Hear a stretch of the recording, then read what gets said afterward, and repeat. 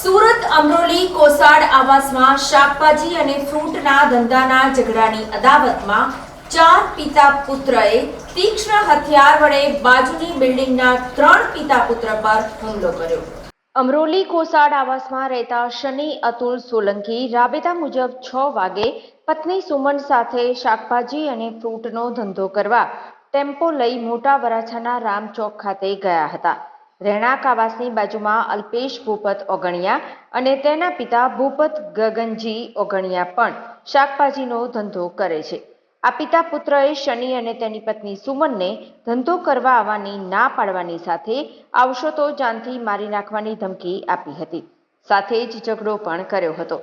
ઝઘડો થયા બાદ પતિ પત્ની ત્યાંથી ટેમ્પો લઈ અન્ય ઠેકાણે ધંધો કરી રાત્રે ઘરે ગયા હતા। રાત્રે 10:30 વાગ્યાના અરસામાં શનિ, તેના પિતા અતુલ, માતા ગીતાબેન અને નાનો ભાઈ મહેશ અને તેની પત્ની આરતી જમવા બેઠા હતા।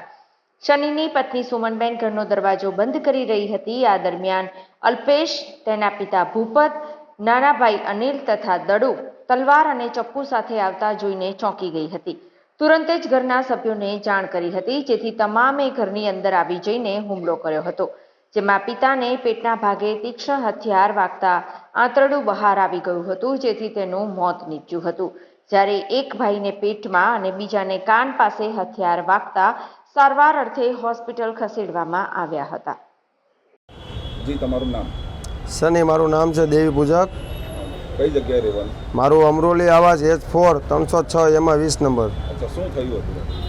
ફ્રૂટ માટે એ કે રોડ એને રોડ માટે ખૂબ જમાવતો હતો, ક્યાંય કોઈને વેચવાનું નહીં। રામ ચોક, આપણે સુદામા ચોકની આગળ, VIP સર્કલની આગળ રામ ચોક આવે। કોણ રોગ જમાવતો? અલ્પેશ ઓગણિયા દેવી પૂજક, શું કહેતો હતો? ભૂપતભાઈ। શું કહેતો હતો?